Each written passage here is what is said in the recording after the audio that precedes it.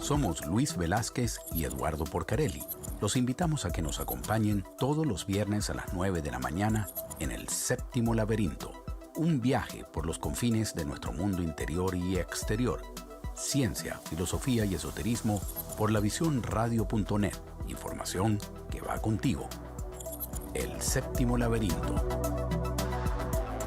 Hoy tenemos un programa súper interesante.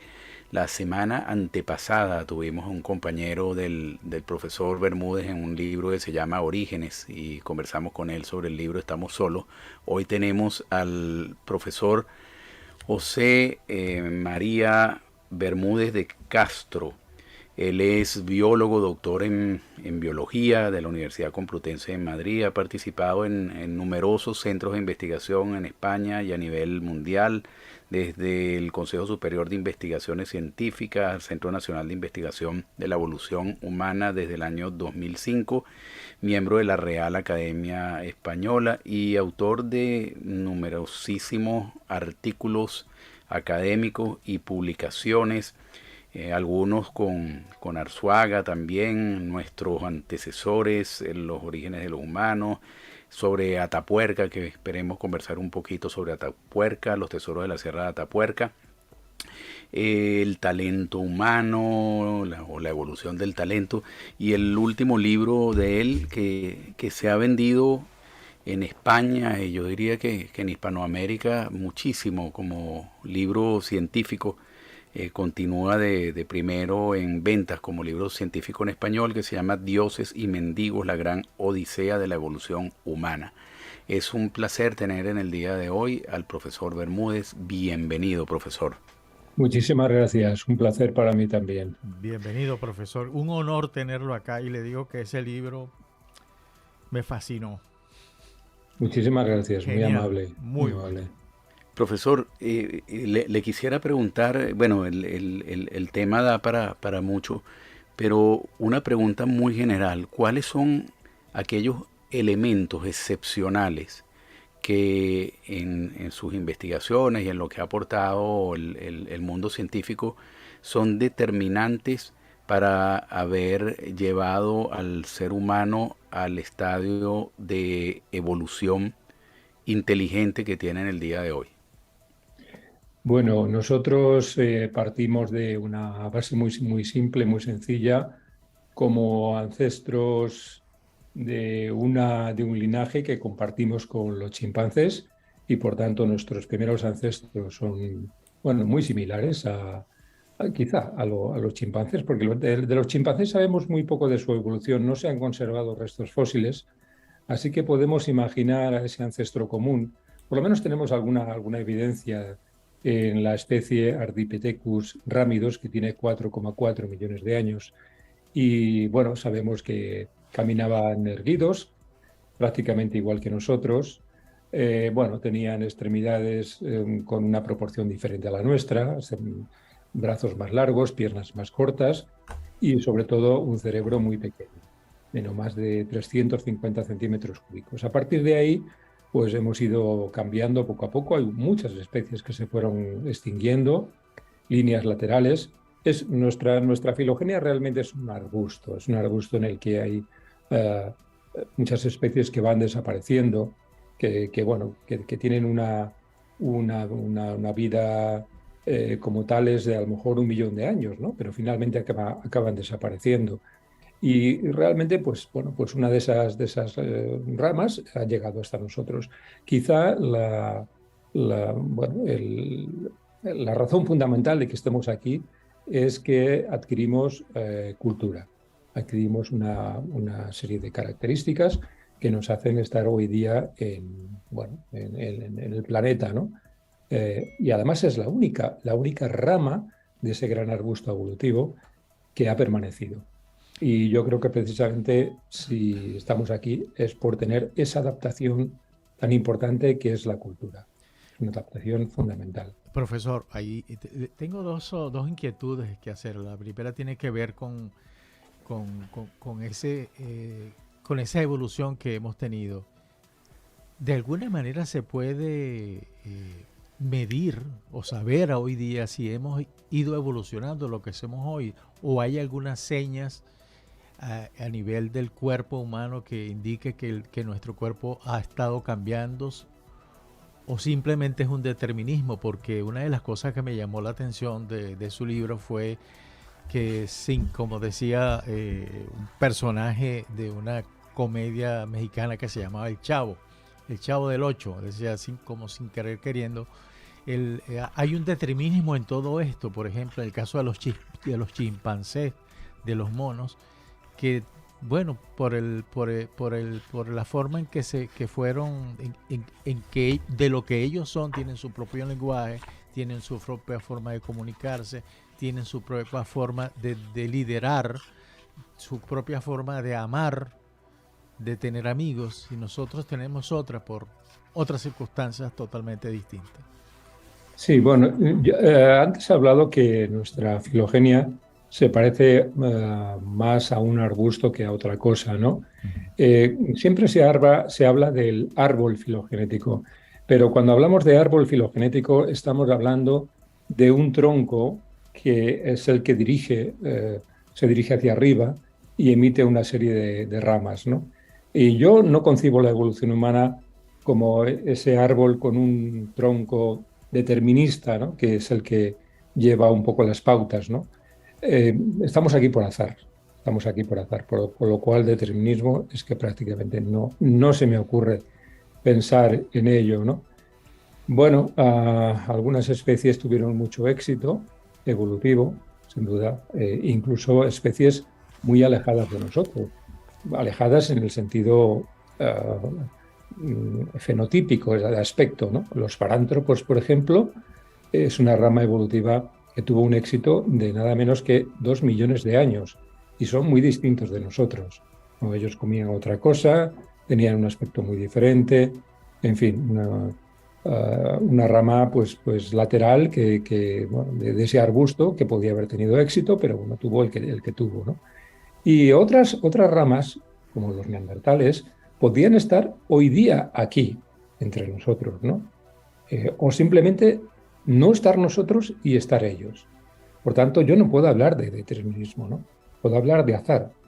Un azar que ha hecho que nosotros estemos aquí. ¿Por qué ese azar, no? Bueno, hay una serie de condicionamientos ambientales, fundamentalmente climáticos, que han hecho que algunas especies no tuvieran éxito. Por ejemplo, los neandertales, que, bueno, una especie hermana de la que nos separamos hace, bueno, bastantes miles de años, pero finalmente nos acabamos juntando de nuevo e incluso hibridamos entre nosotros, ¿no? Pero esta especie, los neandertales, tuvieron la mala fortuna, vamos a decirlo así, de vivir en el hemisferio norte durante una glaciación tremenda, la última gran glaciación. Y, según nos cuentan los genetistas, su variabilidad genética se fue perdiendo, fue disminuyendo y finalmente la endogamia pudo con ellos. La endogamia es muy perniciosa porque se juntan genes del padre y de la madre que pueden ser perniciosos y finalmente el patrimonio genético de una especie se puede debilitar. Esto es lo que le ocurrió a los neandertales. Si no hubiera sido así, quizá nosotros no hubiéramos podido conquistar el hemisferio norte. De hecho, hay las primeras poblaciones de Homo sapiens, nosotros que llegamos al continente eurasiático y fundamentalmente a lo que conocemos es Europa, porque hay muchos restos encontrados, ¿no? Se ha trabajado mucho en Europa. Los primeros restos que todo el mundo incluye dentro del grupo de los cromañones, que son muy, muy conocidos, también se extinguieron, también desaparecieron. Es decir, el clima fue fatal para ellos. Y después vino otro grupo también de Homo sapiens, de nuestra propia especie, que tampoco sobrevivió. Y finalmente, al cabo de, bueno, muy poquitos años, hace muy pocos años, que finalmente fuimos capaces de colonizar el hemisferio norte, finalmente llegamos al continente americano, etcétera, y aquí estamos, ¿no? Pero son un cúmulo de casualidades, ¿no? Favorecidas por ese medio ambiente, fundamentalmente el clima. El clima es un factor muy determinante, ahora que hablamos tanto de él. Ese tema del azar y el determinismo es lo que enfrenta la ciencia con la religión, justamente, ¿no? Entonces, a mí una vez leí en un libro científico una explicación muy buena sobre el tema del azar y la aparición y evolución de la especie humana, que si usted juega un ticket de lotería por 13.800 millones de años, en algún momento usted se gana el ticket ganador, ¿no? Eso es indiscutible. Al menos una vez se lo va a ganar. Mi pregunta es, ¿cuántos tickets ganadores de lotería, haciendo ese ejemplo, pudieran producirse en 13.800 millones de años en el universo? Sé que es una pregunta casi que absurda, porque se necesitan más elementos para poder responderla, pero ¿usted cree que es un solo ticket ganador en 13.800 millones de años o pudieran haberse dado varios tickets ganadores? Bueno, pues pudieron haberse dado varios tickets ganadores, pero al final solamente es uno, ¿no? Que somos nosotros, ¿no? Lo que pasa que, claro, como estamos aquí, nos da la impresión de que, bueno, estamos por algo, ¿no? Esto, a ver, no enfrenta a la religión con la ciencia, ¿no? Porque la religión tiene sus propios designios, sus propios métodos, y bueno, pues una persona puede ser incluso religiosa y puede ser también científica. Yo conozco muchos casos, ¿no? Compañeros, algunos ya han fallecido, otros siguen vivos, que son capaces de compaginar la ciencia con la religión. No, solamente tiene que cambiar su modalidad del cerebro, en su mente, decir, bueno, ahora yo hablo en términos religiosos y ahora hablo en términos científicos. Los métodos son diferentes, son distintos y, bueno, pues en mi opinión, compatibles dentro del cerebro de un ser humano, ¿no? No tiene por qué ser algo Incompatible. enfrentado, incompatible y enfrentado, ¿no? No hay enfrentamiento, ¿no? Alguien quiere ser religioso, pues lo es. Alguien quiere ser científico, exclusivamente lo es. Y alguien quiere ser científico y religioso a la vez, pues también lo puede ser. Porque de hecho, pues ya, insisto, conozco personas, compañeros, amigos, amigas que son así, que tienen esa forma de ser y no veo ningún problema. No tienen ningún problema psicológico ni mental, ni tienen que irse a ningún sitio especial para curarse de nada, ¿no? Viven perfectamente sin ningún problema. Ni afectar tampoco la investigación científica, ¿no? No, para nada, no. Cuando se ponen en modo científico lo hacen muy bien, perfectamente, sin ningún problema. Profesor, hace unos años atrás fui a una exposición que vino de China, una exposición del cuerpo humano, donde expusieron cadáveres, diría yo, eran cadáveres, pero inyectados con plástico. Una cosa impresionante en todo caso, donde estaban solamente partes del cuerpo o el cuerpo humano, pero dividido en dos desde la cabeza, donde se veían los órganos, una cosa que me impresionó muchísimo. Y yo me preguntaba en ese momento, cuando veía aquellos cadáveres, ¿cómo será el ser humano más adelante? Porque lo que me están presentando es el cuerpo humano que tiene todos los humanos en estos momentos. A lo mejor quizá los chinos tengan una cosa más pequeña, un hígado de unos medios centímetros, unos milímetros, un poquito más arriba o más abajo, no sé. Pero mi pregunta va muy acorde con la pregunta que hice anteriormente. ¿Cómo medir esa evolución? Nosotros, viendo además algunas competencias deportivas en vivo, veo que como que si el ser humano quisiera trascender a lo que ha sido durante todo este tiempo, quiere volar sin necesidad de tener alas, hace saltos que hace unos años atrás no estaban haciendo, pero internamente nosotros vamos a hacer en un futuro que seguramente nosotros nos vamos a ver que los órganos se van a ir recomponiendo y conformando una especie de CPU de una computadora. Vamos a ver, claro. Sí, es que el problema es que no podemos ver el futuro, ¿no? Y yo, de hecho, en este libro que he publicado hablo muy poco del futuro porque realmente no me gustaría, no me gusta decir, oye, yo soy adivino y vamos a ser de esta manera dentro de 100.000 años, Primero porque no sé si vamos a llegar a vivir 100.000 años más. No Claro. tengo ni idea. No, pero mi pregunta era, Entonces, bueno, hoy podemos notar en el ser humano que hubo alguna evolución. sí, naturalmente, naturalmente. Por ejemplo, claro, el medio ambiente juega, como decía antes, un papel muy importante, ¿no?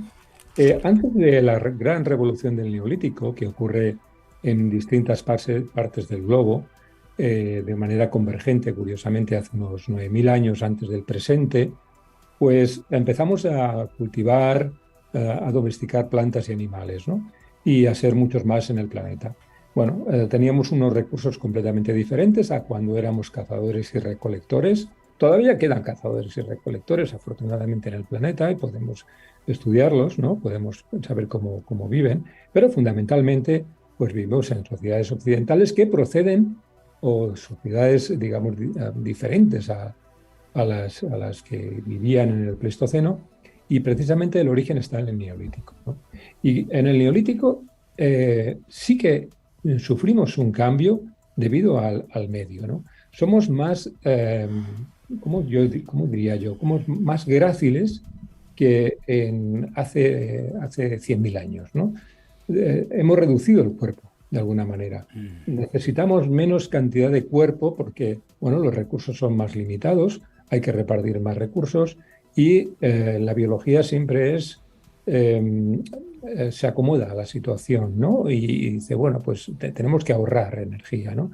Y un ser humano actual es energéticamente más efectivo, más eficaz que un ser humano hace 100.000 años. Gastamos menos energía y para eso hemos de recomponer de alguna manera el cuerpo, ¿no? El esqueleto ha de pesar algo menos, hemos de estar menos musculados. Yo creo que eso no quiere decir que hay personas que hagan musculación, y bueno, pero la generalidad de las personas incluso hemos disminuido la talla, también en algunos casos. La capacidad encefálica también ha disminuido. Es muy importante esto, ¿no? Por ejemplo, siempre me preguntan, bueno, en el futuro tendremos una cabeza mucho más grande, ¿no? Porque parece que tener cabeza grande o cerebro grande indica mayor inteligencia. Eso es completamente falso, ¿no? La inteligencia, si pudiéramos medirla de alguna manera, bien medida, está relacionada con la complejidad que tiene el encéfalo, no con su tamaño. Eso es algo muy evidente, ¿no? Sí. Y de hecho, ya lo digo, hemos disminuido el tamaño del cerebro con respecto, por ejemplo, a los neandertales, que tenían un cerebro más grande que el nuestro. Y seguramente también lo hemos reducido con respecto a esos ancestros de nuestra especie que vivieron hace 100.000, 200.000 años. Un cerebro más Interesante. pequeño. Y muy interesante, porque el cerebro gasta mucha cantidad de energía. Es energéticamente muy caro, muy caro. Ya lo cuento mucho en el libro, ¿no? Esto, ¿no? Sí. Nos gastamos el 25% de toda la energía que utilizamos cuando estamos en reposo. Y eso es mucho, es muchísimo, ¿no?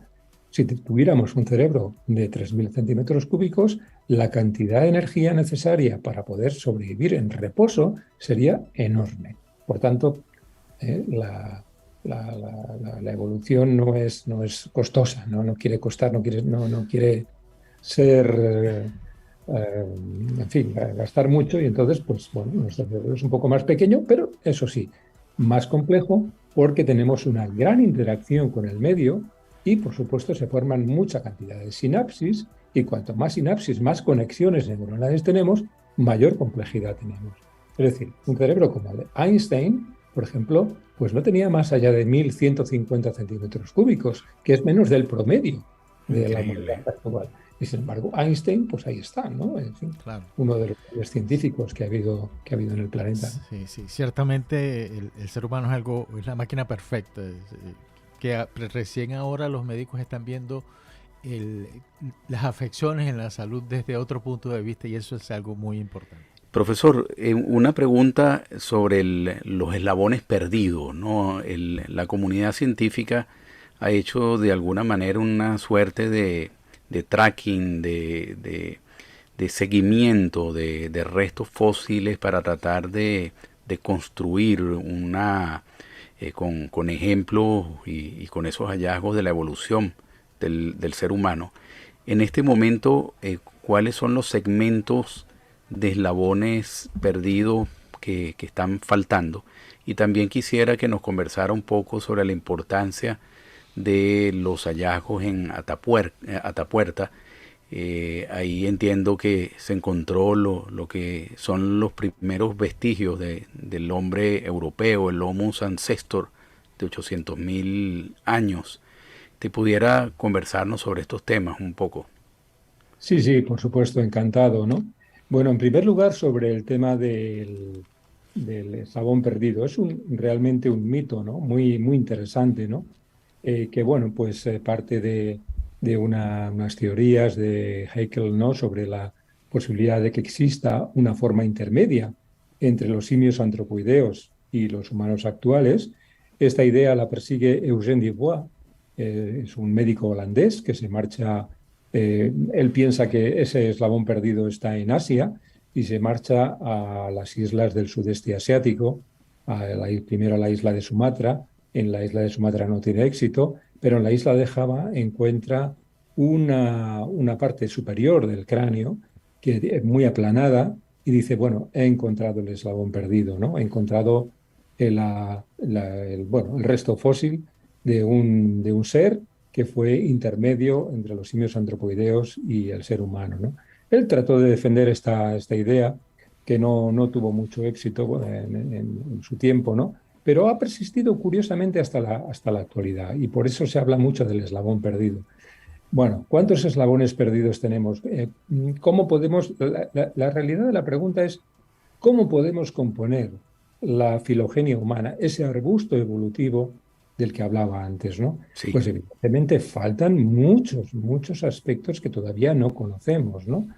Cuando se trata de cuando tenemos un grupo de fósiles, ¿no? Lo primero que se nos ocurre es, bueno, vamos a describirlos y una vez descritos, si conseguimos decir es una especie diferente, distinta de la demás, ¿con quién estaba unido?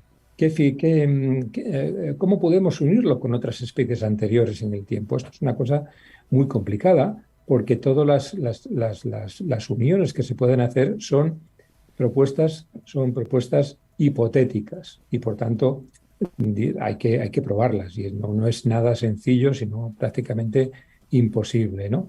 Entonces, la pregunta es, ¿cuánto nos falta por encontrar de la evolución humana? Exacto.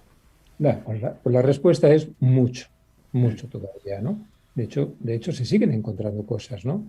Porque se ha excavado poco, se ha excavado fundamentalmente en aquellos países donde se ha podido excavar, porque hay muchos países donde no es posible excavar porque no hay medios económicos, porque no hay medios científicos, no hay equipos capacitados para ello, y además, bueno, pues las tensiones geopolíticas, las guerras, etcétera, impiden que muchos equipos científicos puedan trabajar en muchos países. No hay más que ver el mapa geopolítico mundial y ver que, bueno, hay países donde no es posible trabajar. Es muy difícil y muy peligroso, muy peligroso. Se ha trabajado mucho en África, en el este de África, que es, bueno, la cuna de la humanidad más antigua, y se han encontrado muchas cosas, pero faltan todavía. Por ejemplo, ¿qué sabemos desde que se produce la divergencia entre chimpancés y humanos y los 4 millones de años que tiene la especie Ardipithecus ramidus? Son unos 2 millones de años. Ahí tenemos un vacío absoluto. Prácticamente no hay nada. Es un agujero negro. No hay nada. Esos eslabones no están todavía encima de la mesa. Hay una parte muy importante. También recuerdo una parte muy importante que es alrededor de 1 millón de años en los que tampoco hay casi nada, ni en África ni en Europa. Bueno, en Europa tenemos Atapuerca. Ahora vamos a hablar de Atapuerca, ¿no? Exacto, de Atapuerca. Pero Sí. bueno, curiosamente Atapuerca no tiene registro en esa época, que es muy, muy difícil encontrar nada ni en Asia ni en África. Hay muy poquito, muy poquito. Y por tanto, también hay muchos eslabones de ese arbusto evolutivo que no se conocen, ¿no? En Atapuerca sí, en Atapuerca curiosamente, pues en el año 1994 encontramos un yacimiento en la sierra de Atapuerca, que está en la provincia de Burgos, muy cerca de la ciudad, y bueno, pues fue un acontecimiento porque no se conocía nada anterior a medio millón de años. Estos fósiles tienen más de 800.000 años y nosotros nombramos una nueva especie que se llama Homo antecessor. En latín sería Homo antecessor, ¿no? Es el nombre que pusimos en 1997, se publicó en la revista Science, y es una especie que, bueno, poco a poco pues, ha ido consiguiendo popularidad científica, porque al principio pues, fue muy rechazada, ¿no? Porque, bueno, siempre lo nuevo en ciencia pues, suscita un poco de, bueno, de desinterés o quizá todavía escepticismo, ¿no? Sobre todo, ¿no? Pero ahora ya, después de 20, 25 años del descubrimiento de la especie, ya la especie está en las filogenias humanas, en esos arbustos evolutivos, ya está puesta porque, bueno, pues no se ha encontrado nada más, o sea, nada que sea parecido a Homo antecesor, que curiosamente aparece en un lugar muy extraño, ¿no? Que la península ibérica donde yo vivo, es el fondo, el extremo más occidental de toda la península eurasiática, extremo más occidental. Y por tanto, además, un sitio casi de insularidad, porque para entrar en la península ibérica hace 1 millón de años hacía falta entrar por 2 caminos nada más, que son los extremos de las montañas de los Pirineos. Por los Pirineos no se puede pasar. Hace 100.000 años no se podía pasar. Solamente se pasaba por la costa del Mediterráneo, el mar Mediterráneo, o la costa del mar Cantábrico. Es decir, prácticamente la península ibérica es casi una isla, ¿no? Bueno, pues ahí prosperaron una serie de especies y entre ellas Homo antecessor. Pero después hemos encontrado fósiles todavía más antiguos, de hasta 1.200.000 años, en 2007, y este año concretamente hemos encontrado la mitad de la cara media de un ser humano que vivió probablemente hace 1.400.000 años. ¡Qué bárbaro! Entonces esa cara media, bueno, la vamos a estudiar, la vamos a replicar. Hoy día se puede duplicar digitalmente. Ese fósil ya puede ser metido dentro de una... Ya se ha hecho, ¿no? Dentro de hacer una microtomografía computarizada, donde se puede ver absolutamente cualquier elemento anatómico de ese fósil y duplicarlo por simetría. Sí. De esa manera vamos a tener la cara de este primer europeo, Sí. porque realmente es el primer europeo conocido, ¿no? Sí. Y bueno, luego Atapuerca pues tiene más cosas, por supuesto, no solamente tiene este primer europeo, estos primeros europeos, Homo antecessor, que también, bueno, ya se conoce bastante bien, y además sabemos que hay muchos más fósiles esperando, sino que además hay un yacimiento que es el yacimiento más rico del mundo en fósiles humanos. Se llama la Sima de los Huesos, tiene 430.000 años de antigüedad aproximadamente, y en ese yacimiento se han recuperado cerca de 7.500 restos que pertenecen a 29 individuos de distinto sexo y edad, ¿no? Pero aproximadamente entre unos 10 años y unos 35 o 40 años. ¡Qué ¿no? bárbaro! Es un yacimiento único, excepcional. No se conoce nada igual en el mundo, aunque hay yacimientos muy importantes, por supuesto, en África, en Sudáfrica. Pero yo diría que la Sierra de Atapuerca ahora mismo es uno de los 6 conjuntos más importantes que hay en el mundo para el conocimiento de la evolución humana. En este caso, de la evolución europea, porque en Atapuerca están representadas todas las especies que han vivido en Europa. Eso es algo único, no existe en toda Europa, no existe en Eurasia, y por tanto estamos muy contentos, muy orgullosos de este yacimiento, al que invito a todo el mundo a venir. Si venís por España, pues está, desde luego, es un sitio fantástico, maravilloso para visitar. Y bueno, yo pues tengo el placer de invitar a todo el mundo, a todos los oyentes.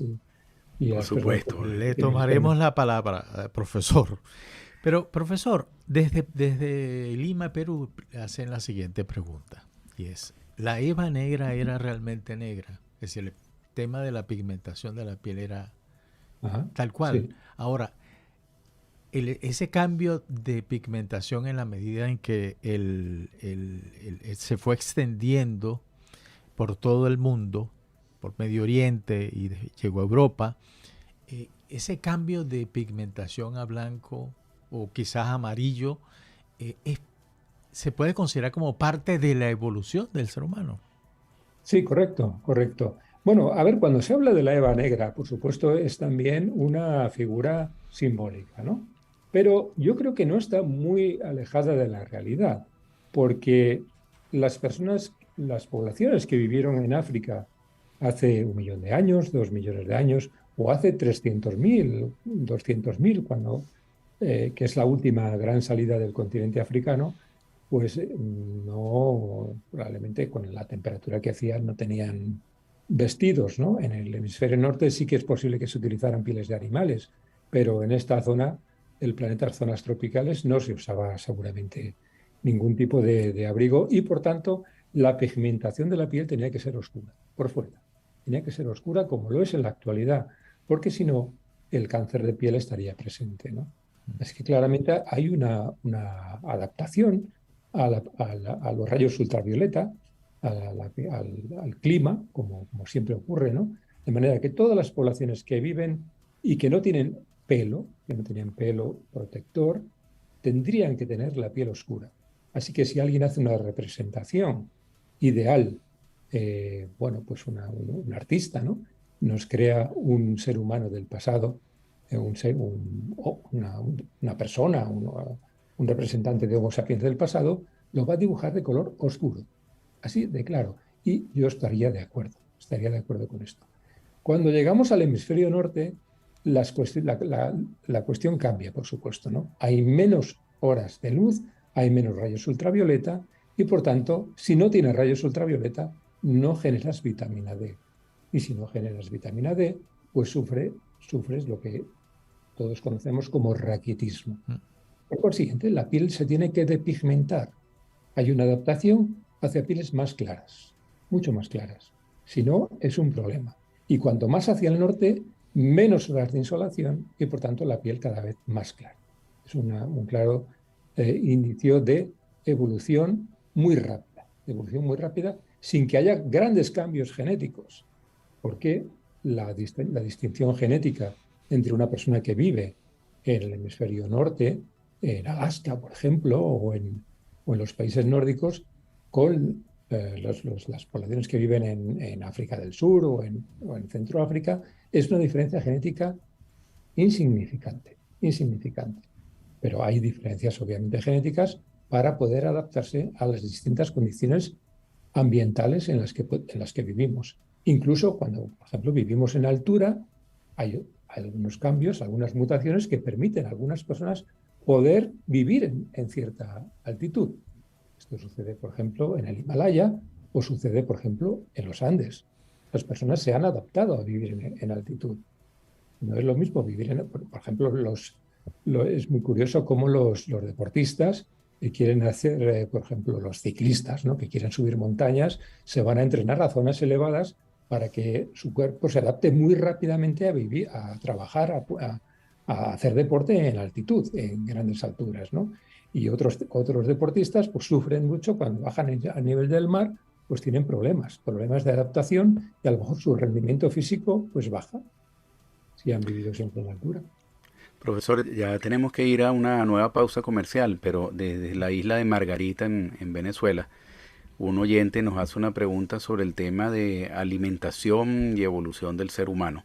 Si al regreso nos pudiera contestar sobre ello y también sobre las nuevas enfermedades que son quizás resultado de los comportamientos de los últimos años, o estas nuevas enfermedades no son tales, siempre han existido en el ser humano o en sus distintas etapas evolutivas. Un oyente que pregunta, ¿cuál es la línea más directa que nos une desde el primero?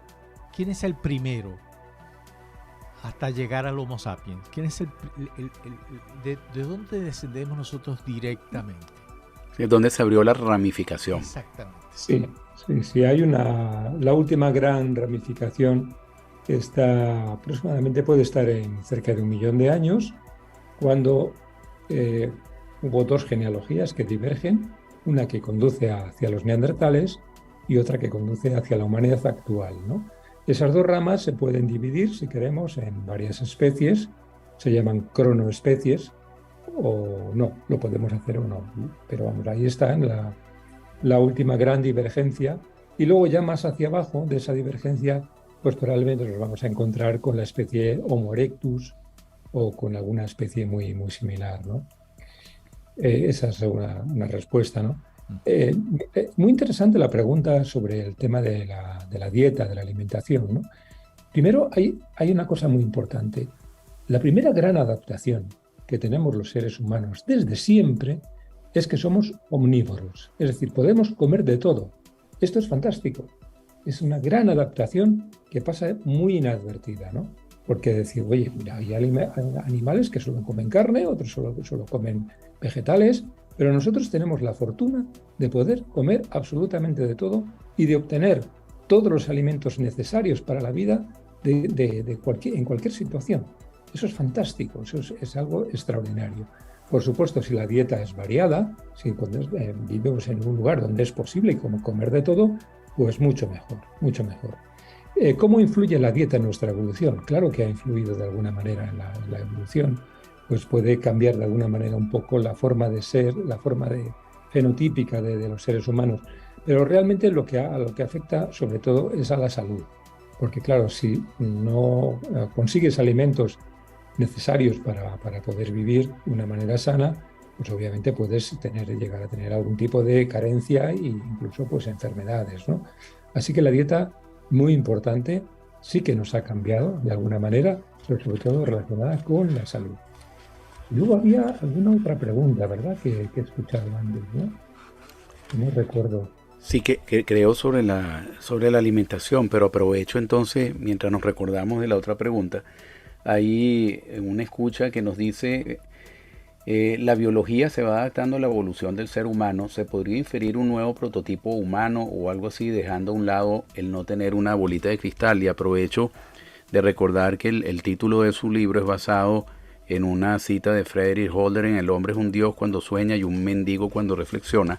Y tratemos de comportarnos un momento como dioses soñadores. Usted en el capítulo 14 y el último capítulo de su libro lo dedica al futuro posible. El 14, seguimos evolucionando, y el 15, un futuro posible, clima cambiante, mundialización, sobrepoblación, inteligencia artificial, transhumanismo.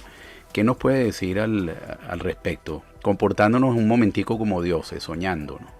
Sí, podemos soñar qué puede ocurrir. Bueno, estamos en este momento en una situación compleja en el mundo, ya todo el mundo lo sabe, todo el mundo, ¿no? Lee los medios de comunicación, escucha y sabe perfectamente que la situación no es nada sencilla. Tenemos un cambio climático, tenemos guerras muy, muy crueles y tenemos una situación muy compleja. Vamos a imaginar que podemos pasar todo esto, ¿no? Bien, si fuéramos capaces de pasar un cambio climático como el que tenemos, desde luego no va a ser sencillo, porque la situación se está volviendo muy complicada para el planeta, ¿no? Pero bueno, en cualquier caso yo voy a ser optimista y decir, bueno, pasamos esto, lo pasamos con dificultad, con problemas, y la evolución tiene que continuar. Una especie como una especie terrestre normalmente puede llegar a vivir hasta 1.000.000 de años aproximadamente. Nosotros tendríamos la capacidad de vivir más si pasáramos ese Rubicón tan importante, ¿no? Que es el cambio climático, los problemas derivados de posibles guerras nucleares, etcétera, etcétera. Pues podríamos seguir evolucionando y cambiando gracias a la tecnología. La tecnología, desde luego, la estamos utilizando ya. Utilizamos muchas prótesis, mucha cantidad de prótesis, y por tanto un ser humano puede cambiar una parte de su cuerpo que ha perdido por una prótesis. De hecho, cuando llevamos todos los tres llevamos gafas, ¿no? Esto es una prótesis que nos permite seguir viendo, pues a pesar de tener muchos años o tener un problema visual, pues podemos seguir viendo, ¿no? Bueno, todas estas prótesis pueden incluso ir cambiando, mejorando con el paso del tiempo, con la tecnología, y podemos seguir siendo perfectamente humanos con un cerebro funcionando cada vez incluso mejor, porque podemos hacer implementos en el cerebro. En fin, todo este tipo de cosas es lo que habla el transhumanismo, ¿no? La posibilidad de que la especie Homo sapiens al final sea mejor gracias a la tecnología. Esto no quiere decir que vayamos a cambiar físicamente más que lo que la tecnología nos puede hacer cambiar. insisto, el cerebro no va a crecer más, va a permanecer igual o incluso más pequeño, ¿no? Sobre todo si está mejor conectado. Tampoco vamos a perder, bueno, la muela del juicio ahí sigue todavía y va a seguir todavía porque es una evolución neutral. No vamos a perder dedos de las manos, de los pies, no vamos a perder nada, vamos a seguir siendo muy, muy similares, porque es que somos iguales a hace 100.000 años, iguales, no hemos cambiado prácticamente casi nada, aparte de eso que comentaba antes de la gracilización. Somos un poco más gráciles, menos pesados, ¿no? El esqueleto pesa menos porque tenemos que adaptarnos, hemos adaptado a una dieta que tenemos que compartir, ¿no? Y una dieta neolítica. Bueno, aparte de eso no vamos a cambiar, vamos a seguir siendo iguales, durante por lo menos 100.000, 200.000 años, 300.000 años no vamos a cambiar, que nadie piense que vamos a ser distintos, alienígenas, tipo alienígena, nada. O sea que esa imagen hollywoodense del hombre del futuro, pequeño, con la cabeza grande, los ojos grandes, pero sin boca porque no habla, dedos alargados porque toca ordenadores todo el tiempo, sin pelos porque está todo el tiempo encerrado, gris porque su piel no recibe sol, es una imagen hollywoodense, eso no lo vamos a ver ni en millones de años. Totalmente, sí. Responde a postulados lamarquistas, ¿no? Del siglo XIX, ¿no?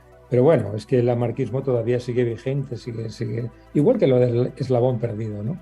En la sociedad, ¿no? Es muy difícil perder una serie de mitos que no se pierden, que están ahí siempre y que, bueno, salen de una manera recurrente. Es como el terraplanismo y otra serie de cuestiones, ¿no? Que siguen ahí y que no hay manera de eliminarlas, ¿no? Que la Tierra era plana se hablaba hace ya 500 años y todavía se sigue hablando de esto, ¿no? Pues del lamarquismo se sigue hablando y se sigue hablando del eslabón perdido. Y por tanto, bueno, eso es así, ¿no? Y no lo vamos a cambiar. Profesor. Creo que la pregunta que se nos había quedado pendiente era sobre las enfermedades. Sí, y yo quisiera unirme, que usted tocó el tema de la tecnología, que es sumamente importante. Es decir, hasta ahora lo que se ha hecho es cambiar una prótesis que otra, pero no transforma otras cosas, ni siquiera le inyecta con mayor capacidad el disco duro que nosotros tenemos naturalmente. Se puede esperar que el mismo ser humano provoque, se supere. Exacto, que supere claro. la velocidad de evolución. Es la idea del transhumanismo y además, y a mí yo lo comparto, ¿no? Porque si pasamos, como digo, estos rubicones que estamos teniendo en este momento, la sociedad va a seguir creando tecnología de una manera rapidísima, muy rápida, como lo estamos viendo, ¿no? Y por tanto todo eso lo podremos aplicar al cuerpo humano y podemos mejorar muchas de nuestras habilidades y capacidades cognitivas. Yo estoy convencido de ello. Yo ya no lo voy a ver, porque ya tengo muchos años, pero estoy convencido de que las futuras generaciones sí podrán hacerlo, ¿no? Será magnífico. En cuanto a las enfermedades, bueno, antes he oído por ahí que, bueno, que somos una máquina perfecta.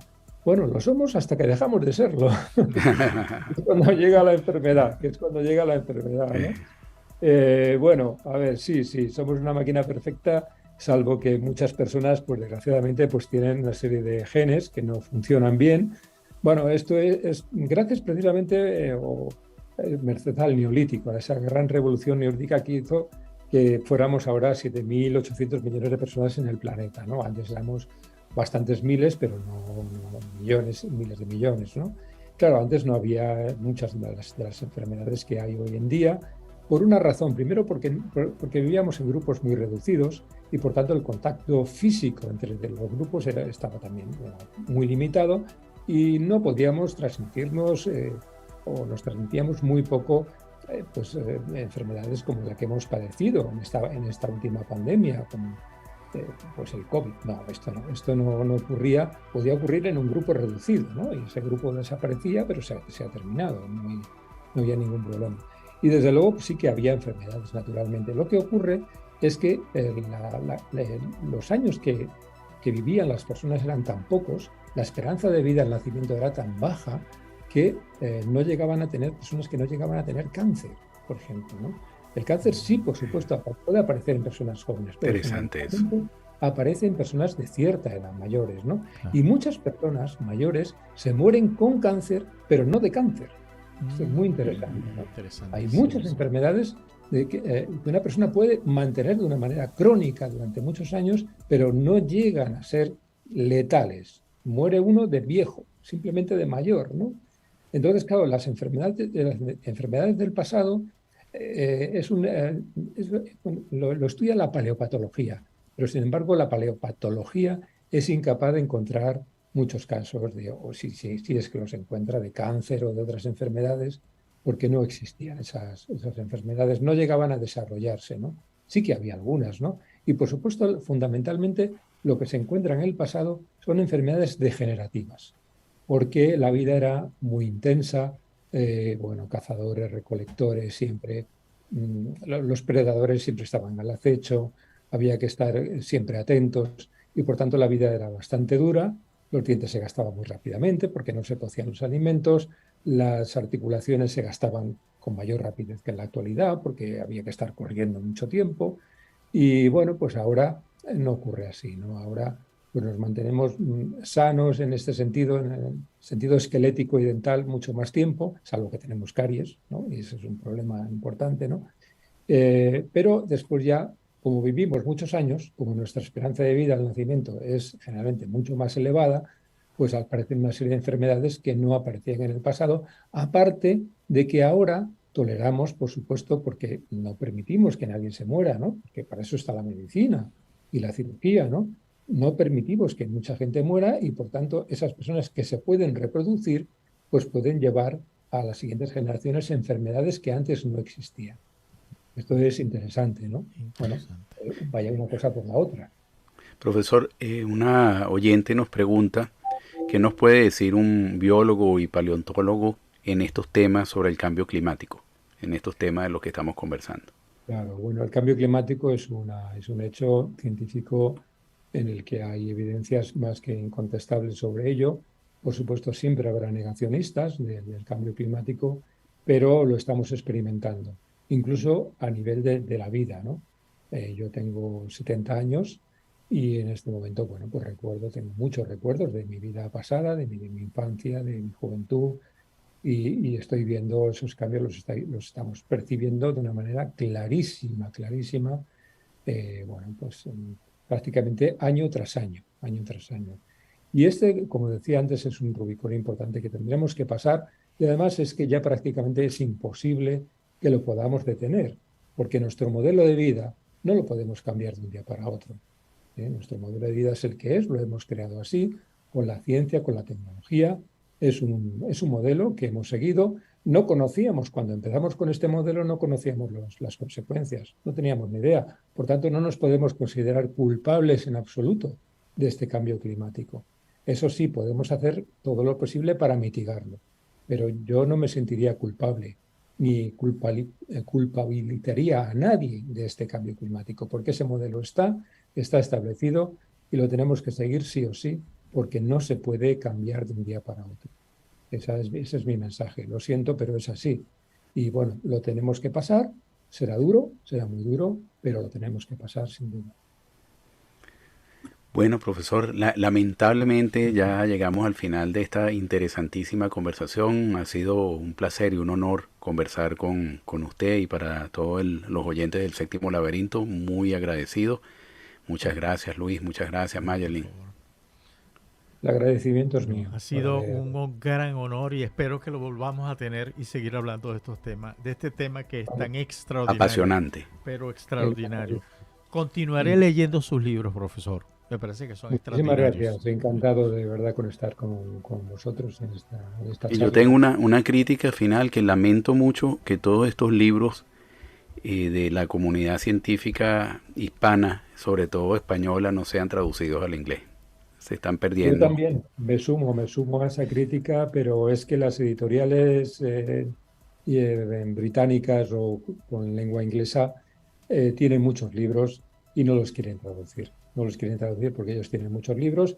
Esto no quiere decir que nuestros libros no sean buenos, que lo son, pero bueno, lamentablemente no, si no los quieren traducir, pues nada podemos hacer desde las editoriales españolas o de los países de América. No se puede hacer prácticamente nada, sino leer en español, que es la lengua común que tenemos. Y Bueno, bueno, ellos se lo pierden. efectivamente, ellos lo tienen, porque creo que decimos cosas interesantes también. Así es. Así es, así es. Un placer, profesor. Un placer. Saludos y hasta la próxima semana en el Séptimo Laberinto por la Visión Radio. Gracias. Adiós.